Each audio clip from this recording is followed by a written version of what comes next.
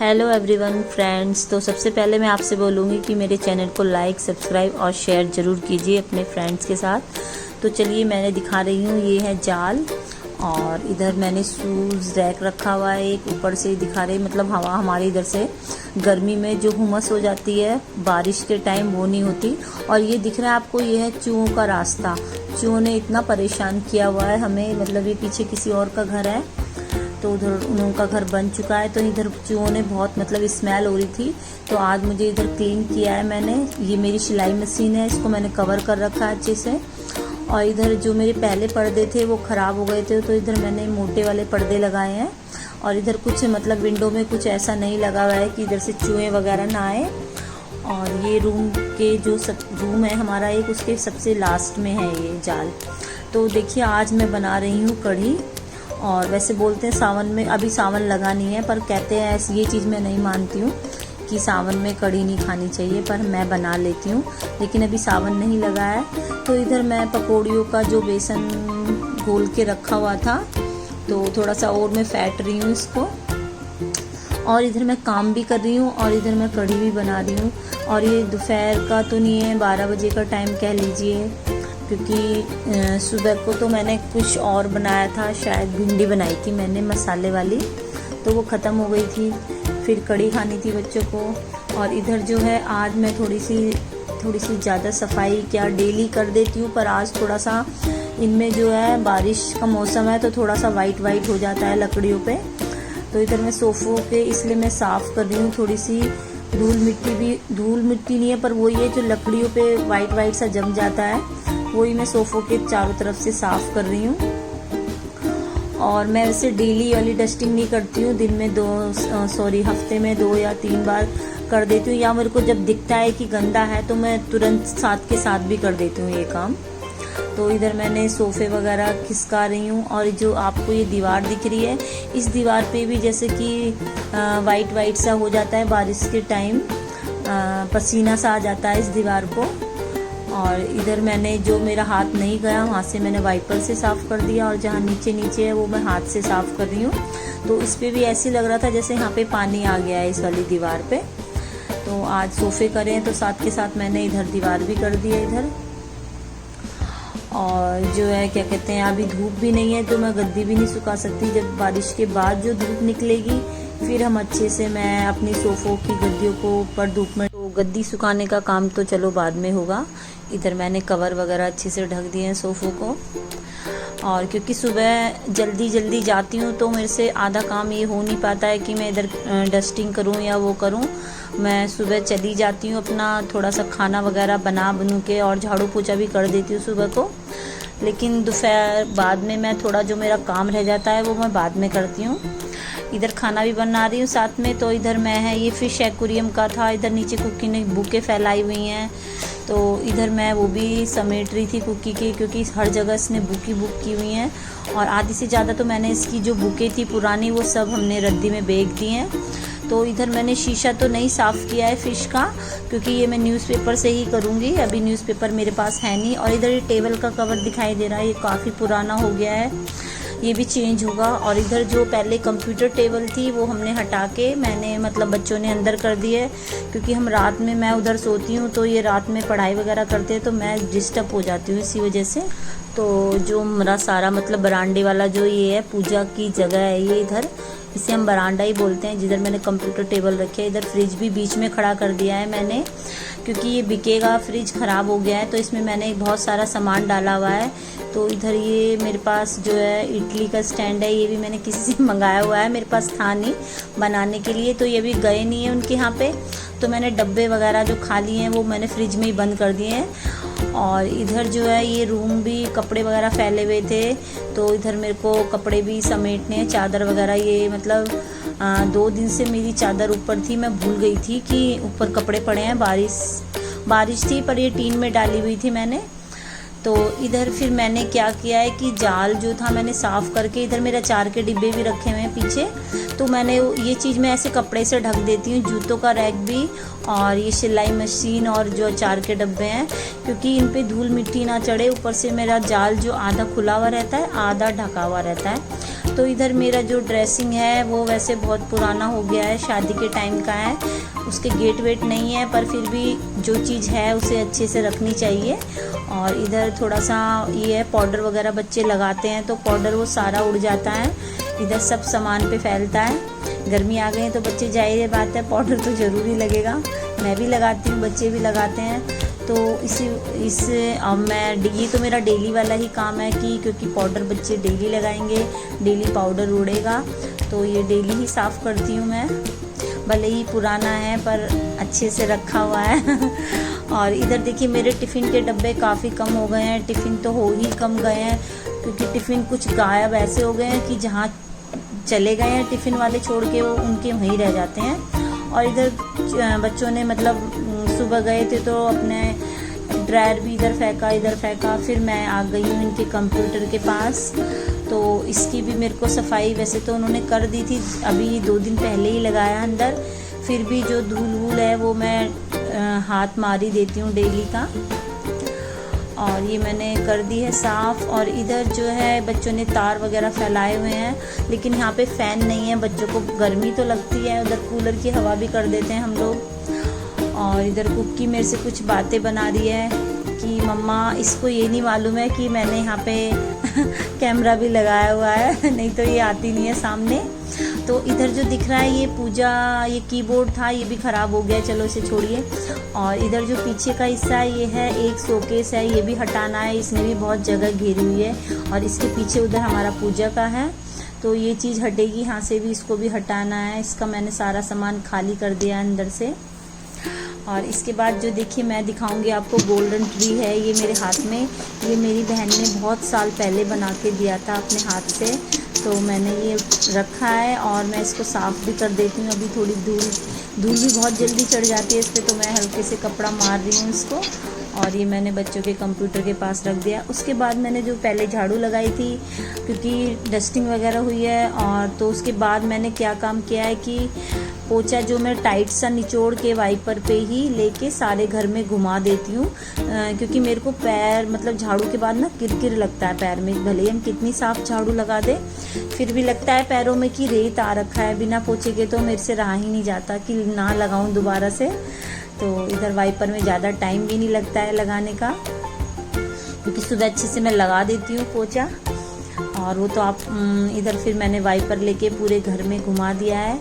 लेकिन जो गैलरी वाला हिस्सा है वो मतलब मुझे आधा पानी से ही धोना पड़ता है।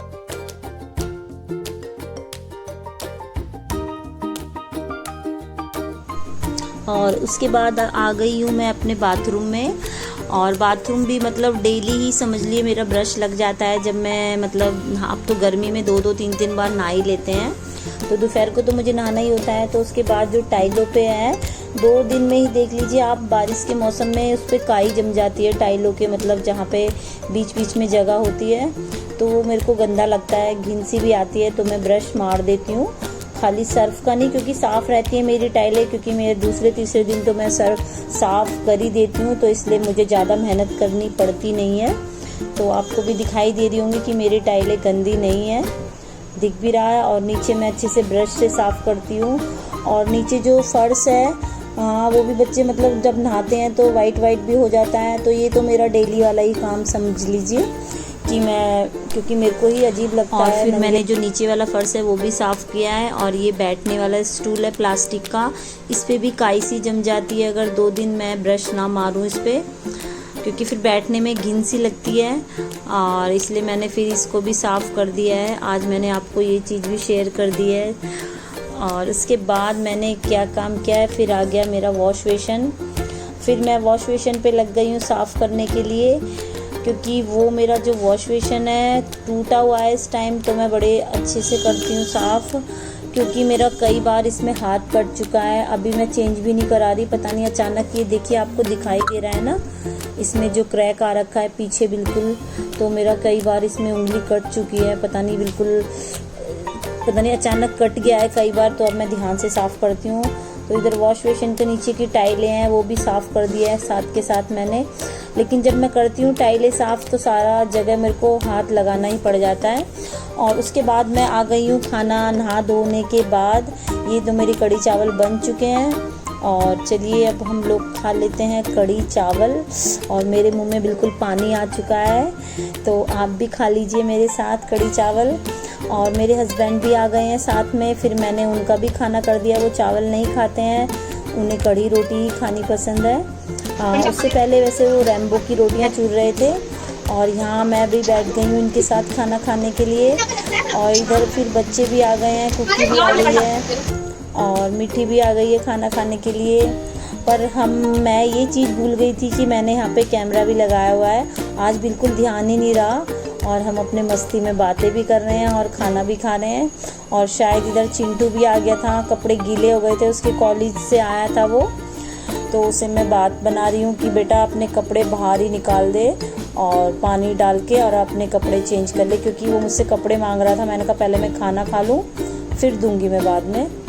तो इधर हम बातें, देखिए खाना खाते वक्त वैसे बातें नहीं करनी चाहिए, लेकिन हम बहुत बोले जा रहे हैं इस टाइम।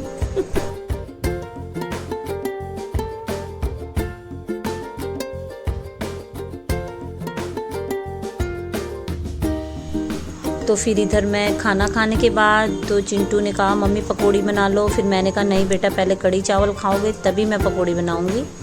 तो चलो खाना तो खा ही लिया था। इधर दोनों की लड़ाई हो रही है, ये है शिवम बड़े वाला बेटा, और कुकी की भी लड़ाई हो रही थी दोनों की। फिर मैंने पकौड़ियाँ बना ही ली, क्योंकि बारिश भी पड़ रही थी, अच्छा भी लग रहा था। मैंने कहा चलो बना देती हूँ, पर ज़्यादा नहीं बनाई थी मैंने, सिर्फ थोड़ी थोड़ी ही पकौड़ियाँ बनाई थी। अब आके मैंने आपसे बात स्टार्ट की है। पूरे ब्लॉग में मैंने कहीं टाइम ही नहीं मिल पाया कि मैं कुछ बीच में बातें करूं या नहीं करूं, तो मैंने कूलर की आवाज़ बंद कर दी है। बहुत ज़्यादा शोर मचा रहा था कूलर, और क्या कहते हैं, क्योंकि एडजस्ट फैन लग रहा है, वैसे भी कूलर पुराना हो गया तो आवाज़ बहुत करता है। तो मैंने जो खाना खाने के बाद बच्चों ने कहा मम्मी बारिश हो रही है, तो बच्चे तो नहीं, एक ही बच्चा कहता है चिंटू छोटे वाला बेटा कि मम्मी पकौड़ी बना दो। फिर मैंने कहा चलो, फिर फटाफट आलू काटे कुकी ने और मिठी ने, तो मैंने कहा चलो मैं पकौड़ी बना देती हूँ। मैंने कहा जल्दी जल्दी करनी थी क्योंकि 4 बज चुके थे उस टाइम, और मैंने कहा मैं थोड़ी देर लेटूंगी। जिससे मैं सोचती हूँ कि आज मुझे लेटना है तो लेट ही नहीं पाती। अभी मैं लेटी थी, 7 बजने वाले, मैंने कहा चलो थोड़ा सा वीडियो डाल देते हैं। तो अभी मेरे टिफ़िन जो है, आप मैं देखो फ्री बैठी हूँ इस टाइम, इसलिए मैंने पकौड़ी भी बना दी थी, क्योंकि मेरे जो टिफ़िन है ना, टिफ़िन मेरे काफ़ी बंद हो गए हैं, और बस मुश्किल से थोड़े से टिफ़िन जा रहे हैं, 2 या 3 टिफ़िन जाते हैं इस टाइम। और पता नहीं क्यों बंद हो गए, कैसे बंद हो गए, समझ नहीं आ रहा, क्योंकि टिफ़िन जा रहे हैं, परमानेंट वाले हैं खाली, लेकिन दिक्कत भी मुझे हो रही है और किसी को दिक्कत नहीं हो सकती, क्योंकि मेरा ही काम है और एक लेडीज़ के हाथ में पैसे रहते हैं। लेकिन एक चीज़ और है, मेरा भी शरीर है, मैं भी कोई मशीन नहीं हूँ कि मैं सारे मतलब टिफ़िन भी भेजूँ, घर का काम भी करूँ, और सारी जिम्मेदारियाँ जो है वो मेरे ऊपर थोप दी जाए। सब चीज़ की जिम्मेदारी मेरे ऊपर थी। शायद रोटी तो देगा ना खाने के लिए, मेरे हस्बैंड कर रहे हैं, वो भी चाहते हैं मैं टिफ़िन बढ़ाऊँ। तो अपने क्या कहते हैं वो कागज़ जो एनवलप जो होते हैं वो चिपकाते हैं दीवारों पे, वो भेज। वैसे मेरे पास बहुत सारे मेरे कार्ड बने हुए रखे हैं, लेकिन उसमें पैसे कम है, तो मैंने वैसे भिजवाए हैं किसी को पैसे बढ़ा के। एक तो लोग ना सोचते हैं फ्री में खाना खा लो, बस इतनी महंगाई हो चुकी है, आधा तो मेरा इसलिए मन खराब हो जाता है। और फिर अब बच्चे ना बाहर जाने लग गए हैं, देखो एक बंदा चाहिए टिफ़िन देने के लिए, उसका इसलिए अभी मन नहीं है, क्योंकि चिंटू भी जाने लग गया अपने कॉलेज। शिवम रहता है अभी, वो अभी अपनी पढ़ाई कुछ कर रहा है, उसकी भी अभी जॉब वगैरह नहीं लगी है, तो इसलिए मेरे हस्बैंड चले जाते हैं सुबह 8 बजे, और फिर बीच में 4 बजे आ जाते हैं, 2 घंटे रेस्ट करके फिर वो 12 बजे के बाद ही आते हैं।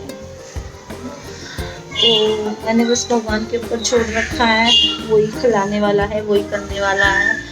और मेरी अभी हिम्मत नहीं होती कि मैं टिफ़िन भी बनाऊँ, पूरा घर का काम, खाना पीना, और मेरे पास कोई मेड तो है नहीं जो मेरी हेल्प करेगी। मेड के लिए भी पैसे चाहिए होते हैं। किसी ने मेरे लिए सबसे बड़ी चीज़ तो मेरे हस्बैंड है, उन्होंने कभी नहीं सोचा कि तेरे लिए कोई काम वाली लगा दूँ अगर टिफ़िन बढ़वाने हैं। ये नहीं पहले मैं टिफ़िन लगाऊंगी, मैं ही काम वाली लगाऊँ, ऐसे तो नहीं होगा। मैंने ये चीज़ छोड़ दी है। ठीक है, जो होगा देखा जाएगा। अभी तो भगवान दे रहा है ना रोटी खाने के लिए, इसलिए मेरा मन नहीं है। अभी टिफ़िन आएंगे तो मना नहीं करूँगी कि मेरे लिए खाने के लिए आ रहे हैं टिफ़िन, ये चीज़ तो मैं नहीं छोड़ूंगी। हाँ, मैं चाहती हूँ कहीं मुझे ऐसा काम मिल जाए खाना बनाने का कि मतलब कुछ भी है XYZ, जैसे कहीं मुझे सब्जियां का ऑर्डर आ जाए बनाने के लिए, और हाँ घर में काम आ रहा है तो मैं करूँगी, मना नहीं करूँगी। टिफ़िन है अभी, ऐसी बात नहीं है कि मेरे बिल्कुल ही बंद हो गए हैं, पर वही ना मैं थक जाती हूँ उस टाइम काम करके, सबका काम। और मैंने कहा अपने आप अपने खर्चे चलाओ, क्योंकि मेरा बस वही है कि अब ब्लॉग डाला है उसमें पूरा ही काम है, और आधे से ज़्यादा तो काम मैंने दिखाया ही नहीं। तो हाँ, उस टाइम मेरा टिफ़िन चला रहे थे तो मैंने मेड भी रखी हुई थी, काम चल रहा था, लेकिन वही पूरा दिन ये वो। अभी मेरा मन नहीं है, होगा तो बाबा भेजेंगे, ऊपर से आएगी मेरे टिफ़िन। तो चलिए, आज मैंने अपनी बातें थोड़ा सा इमोशनल होकर शेयर की हैं, और कभी मैं नहीं करती ऐसी बातें, क्योंकि थोड़ा सा लगता है कि जब मैं YouTube चैनल पे अपनी वीडियो डाल रही हूँ सब कुछ, तो ये चीज़ भी पता होना चाहिए। और कोई, मैं इसमें कोई बुराई नहीं है कि मैं, लेकिन हाँ रियल तो रियल है जो दिखाती हूँ। और क्या कहते हैं, तो आप मेरी वीडियो को शेयर कीजिए, सब्सक्राइब कीजिए, और आगे मेरी प्लीज़ सपोर्ट कीजिए मुझे, कि आप मेरा ब्लॉग देखो, टाइम निकाल के देखो। तो ये मेरी छोटी सी रिक्वेस्ट है आप सबसे।